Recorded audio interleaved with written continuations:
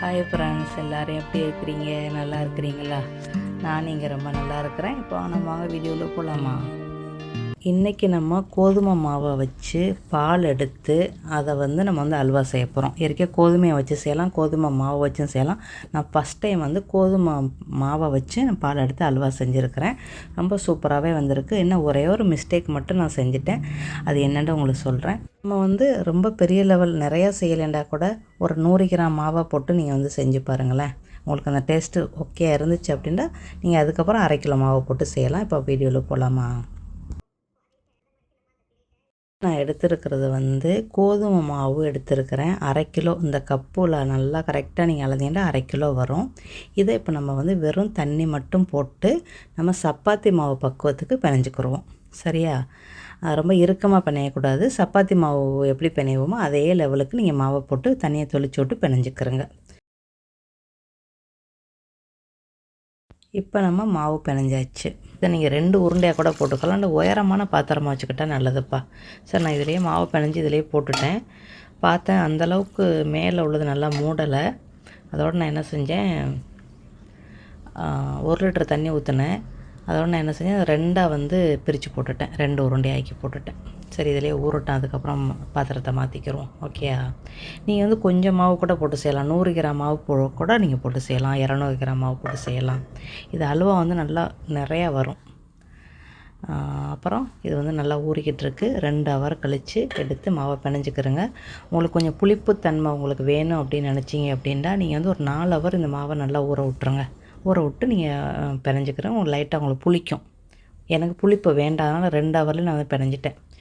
நல்லா பிணைஞ்சு நல்லா பால் எடுத்துக்கிறோங்க. 1வது பால் எடுத்த பிறகு அப்புறம் இன்னொரு பால் எடுத்துக்கிறோன்னா 2 பால் இது வந்தாலே போதும். நம்மளுக்கு மிக்சியில் வச்சுலாம் சுற்றக்கூடாது, கையில் தான் நம்ம பிணையணும். ஓகே?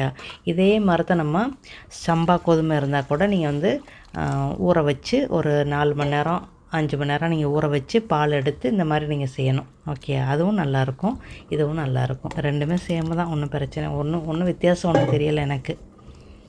இப்போ இதை இந்த சக்கை ஃபுல்லாக இருக்குது பாருங்கள். இதை எடுத்து வச்சுட்டு இந்த சக்கையை அதில் போட்டு இன்னும் கொஞ்சம் ஒரு 1/2 லிட்டர் தண்ணியை ஊற்றி நீங்கள் நல்லா பிணைஞ்சிக்கிறங்க. பிணைஞ்சு வடிகட்டிக்கிறங்க.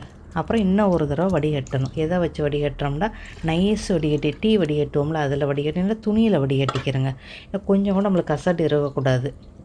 கசடு இருந்துச்சு அப்படின்னா உங்களுக்கு கீழே அப்படியே பிடிக்கும் அதோட கோதுமையோட இது. அதனால் கசடு அறவே இருக்கக்கூடாது. அதில் மட்டும் கவனமாக இருந்துக்கிறோங்க. இப்போ பாருங்கள், இந்த சக்கை அவ்வளோதான். அதோடு நம்ம நைஸ் வடிகட்டி என்கிட்ட சின்னதாக இது இருக்குது, அதை வச்சு நான் வடிகட்டுறேன். இதுலேயும் பார்த்திங்களா எவ்வளோ சக்கை இருக்குண்டு. ஓகே, இந்த வேலை முடிஞ்சிருச்சு. 3வது ஸ்டெப் நம்ம மூடி போட்டு இதுவும் ஒரு 2 மணி நேரம் இல்லை 1 மணி நேரம் உங்களுக்கு ஊறினா போதும். ரொம்ப நேரம் உங்களுக்கு அது இது பண்ண வேண்டாம். 2 மணி நேரம் வச்சுக்கிறோங்களேன். நான் 1 மணி நேரத்தில் எடுத்துட்டேன்ப்பா. சரியா? நீங்கள் 2 மணி நேரம் வச்சு நீங்கள் அதை தண்ணியை எடுத்துக்கிறங்க. இது அந்தளவுக்குலாம் புளிக்காது நம்மளுக்கு. அப்படியே மிக்ஸ் பண்ணிக்கூட நீங்கள் ஊற்றலாம். நான் உங்களுக்கு லைட்டாக இருத்து கட்டுறேன் பாருங்களேன். லைட்டாக அந்த மேத்தண்ணியை ஒரு 1 லிட்டருக்கு கட்டினா நீங்கள் நல்லா இருத்துருங்க. இருத்து இந்த தண்ணியை தான் முதல்ல சீனியை நம்ம செய்யப்பில் இது ஊற்ற போகிறோம். இப்போ நம்ம 1/2 கிலோ சீனியை போட்டு கராமல் செய்ய போகிறோம். நான் இதுக்கு இந்த கடாயை தான் எடுத்து வச்சுருக்கிறேன். இதில் தான் அல்வா செய்யலான்னு பார்த்தேன். நான் பத்தாதுன்னு நினைக்கிறேன். அதனால் நான் இன்னொரு கடாயை எடுத்து வச்சுருக்கேன்ப்பா. இன்னொரு கோழி எடுத்து வச்சு இதில் தான் நான் அல்வா செய்ய போகிறேன். இப்போ இதில் கராமல் செஞ்சு அதில் ஊற்ற போகிறேன். அந்த ஊற்றும் போது தான் கொஞ்சம் மிஸ்டேக் ஆகிடுச்சுக்க. உங்களுக்கு உங்களோட வீடியோட காட்டிக்கிட்டு இருக்கும்போது லேசாக கலர் கொஞ்சம் சேஞ்ச் ஆகிடுச்சு. லைட்டான கசப்பாயிருச்சு. இந்த மாதிரி இருக்கையிலேயே நீங்கள் என்ன செய்யுங்க, அடுப்பை மீடியமில் வச்சுக்கிறோங்க. ஹாயாக வைக்கணும். அதுக்கப்புறம் மீடியமில் வச்சுக்கிறோம். இதுக்கப்புறம் உங்களுக்கு மீடியமில் தான் இருக்கணும் அடுப்பு.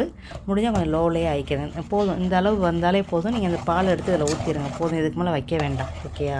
இதில் மட்டும் கவனமாக இருங்க. நான் எடுத்து ஊற்ற போனேன், பொங்குச்சா உங்களோட காட்டோண்டு இது பண்ணுறதுக்குள்ளாவே அது லேசாக முடிகிருச்சு. நீங்கள் இந்த மாதிரிலாம் இருந்துச்சு அப்படின்னா ரொம்ப கருகி போயிடும் சில நேரத்தில். அப்போ நீங்கள் அந்த இதை ஊற்றிட்டு வேறு சீனியை செஞ்சுக்கிறங்க. அப்புறம் நம்ம மேலே எடுத்தோம்னா முதல்ல பால் அதை எடுத்து ஊற்றுங்க. இது கிட்டத்தட்ட 1 லிட்டரு இருக்கும். சரியா? அதை முதல்ல ஊற்றுங்க. ஊற்றி இது பண்ணிவிட்டு இன்னும் ஒரு 1/2 கிலோ சீனி போடுங்க. இது கரெக்டாக நீங்கள் 1/2 கிலோ மாவுக்கு நீங்கள் தாராளமாக 1.5 கிலோ சீனி போடலாம். நான் 1 கிலோ சீனியும் ஒரு 200 கிராமும் நான் போடுறேன். கொஞ்சம் சீனியை குறைச்சி தாப்பா நான் போடுறேன். 3/4 இனிப்பு நம்மளுக்கு இருக்குது. ஓகேயா?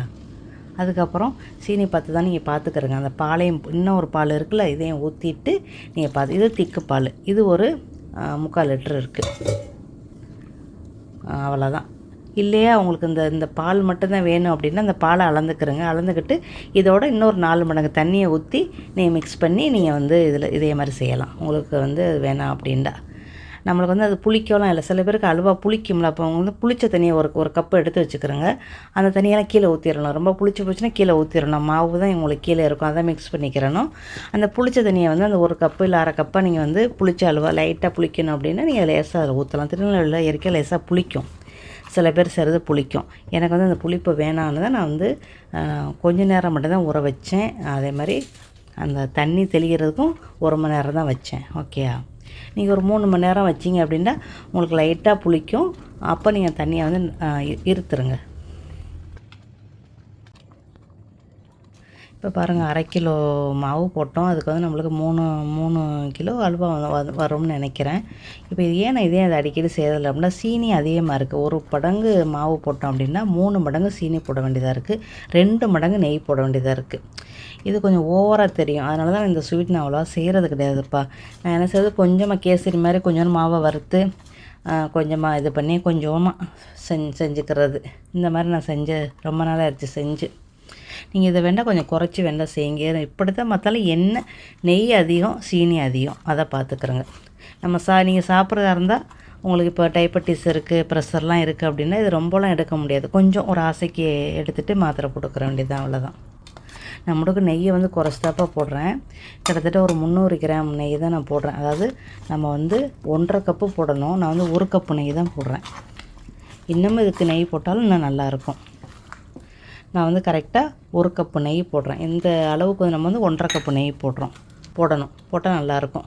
இப்போ வந்து முந்திரி பருப்பு போட்டுட்டு நல்லா உடச்சி போட்டு விட்ருங்க. வறுக்கலாம் இல்லை ஏலக்காய் தூளும் நான் மிக்ஸ் பண்ணுறேன். ஏலக்காய் தூள் வேணுண்டா போடுங்க. ஏலக்காய் தூள் போட்டிங்கன்னா உங்கள் அல்வா நல்லா வாசமாக இருக்கும். அதுக்கப்புறம் நெய்யை போடுங்க. நீங்கள் ஒரு கா கோப்பை முதல்ல போடலாம், செகண்ட் இன்னொரு கோப்பை போடலாம், அந்த மாதிரி போட்டுக்கலாம். நம்ம 1 கப்பு நெய் தானே வச்சுருக்குறோம், அதையும் முடிச்சுக்கிறோம். இதுக்கு நீங்கள் தாராளமாக நெய் போடணும்னா கண்டிப்பாக நீங்கள் வந்து 1/2 கப்பு நெய், 1 கப்பு மாவு, 3 கப்பு சீனி அப்படி நீங்கள் போடணும். அளவுண்டு பார்த்தீங்கன்னா இப்போ வந்து 1 மடங்கு மாவாக இருந்துச்சுண்டா 3 மடங்கு சீனி போடணும், 2 மடங்கு நெய் போடணும். அதாப்பா அல்வா. திருநெல்வேலி அல்வா வேணுண்டா நீங்கள் அப்படி செஞ்சால் தான் உங்களுக்கு திருநெல்வேலி அல்வா கிடைக்கும். ஓகேயா, இதில் நம்ம எண்ணெயெல்லாம் ஊற்றவே இல்லை, நான் வெறும் நெய் மட்டும் தான் போடுறேன். நீங்கள் வேண்டாம் எண்ணெய் வேண்டாம் போட்டுக்கிறோங்க. ஆனால் எண்ணெயெல்லாம் போட்டிங்க அப்படின்னா உங்களுக்கு திருநெல்வேலி அல்வாவுடைய டேஸ்ட்டு உங்களுக்கு வராது. அந்த எண்ணெயோடைய வாசம் சில நேரத்தில் வந்துடும். இதை நம்ம வந்து வச்சே சாப்பிட்லாம். ரொம்பலாம் வந்து நம்ம நெய்யெலாம் போட கிடையாது. இந்த மாதிரி நம்ம வந்து அள்ளி பார்த்தோம்னா நம்ம நல்லா ஒரு இது வந்துருச்சு. இன்னும் ஒரு 5 நிமிஷத்தில் நம்ம வந்து அடுப்படைக்க போகிறோம். இந்த பிசுசு தன்மை நம்மளுக்கு கண்டிப்பாக இருக்கணும். அதேமாதிரி மாவுடைய வாடை அறவே இருக்கக்கூடாது. இன்னும் ஒரு 10 நிமிஷம் நீங்கள் கிண்டுட்டீங்க அப்படின்னா உங்களுக்கு அப்படியே இழுக்கிற மாதிரி சவு மாதிரி கூட உங்களுக்கு வரும். இன்னும் ஒரு 10 நிமிஷம் நீங்கள் கிண்டுட்டீங்க அப்படின்னா ஓகே. நான் இதிலே நான் வந்து அடுப்பு அடைச்சிட்றேன். எனக்கு நல்லா ஓகே ஆயிடுச்சு. நல்லா திரண்டுக்கிட்டு வர்றாங்க பாருங்களேன். அவ்வளோதான், முடிஞ்சிருச்சு வேலை. இது கரெக்டாக 50 நிமிஷம் நம்ம வந்து இதே இடத்துல நின்று நம்ம செஞ்சுக்கிட்டு இருக்கிறோம். இது வேலைன்னு பார்த்தீங்கன்னா பால் எடுக்கிறது, மாவு பிணையிறது எல்லாமே வேலைன்னு பார்த்தீங்கன்னா ஒரு 2 மணி நேரத்துடைய வேலைப்பா இது. பால் எடுக்க 1/2 மணி நேரம், மாவு பிணைய 10 நிமிஷம், மற்ற வேலையெல்லாம் பார்க்குறதுக்கு எல்லாம் சேர்த்து பார்த்திங்கன்னா ஒரு 2 மணி நேரத்தில் உங்களுக்கு சூப்பரான அல்வா ரெடி. இந்த மாதிரி தான் இருக்கும். நம்மளுக்கு வந்து கட்டியாக இருக்காது திருநெல்வேலி அல்வா, இப்படி குளக்குளம்னு தான் இருக்கும். கொஞ்சம் ஆறின பிறகு நீங்கள் நல்லா எடுத்து சாப்பிட்ற அளவுக்கு இருக்கும். கையிலெல்லாம் உங்களுக்கு ஒட்டாது. இப்போ நீங்கள் சுட சுட சாப்பிட்டீங்கன்னா கையிலெல்லாம் நல்லாவே ஒட்டும். நான் இப்போ உங்களுக்கு அதையும் காட்டுறேன் பாருங்கள். அந்த கோப்பையில் கொஞ்சோன்னு எடுத்து வச்சுருக்கிறேன் பாருங்களேன். இது இப்போ நல்லா சுட சுட இருக்குது. ட்ரேயில் உள்ளது அப்படியே இருக்கட்டும். இதை நான் இப்போ வந்து உங்களுக்கு போட்டு காட்டுறேன். கலரே ரொம்ப சூப்பராக இருக்குது பாருங்களேன்.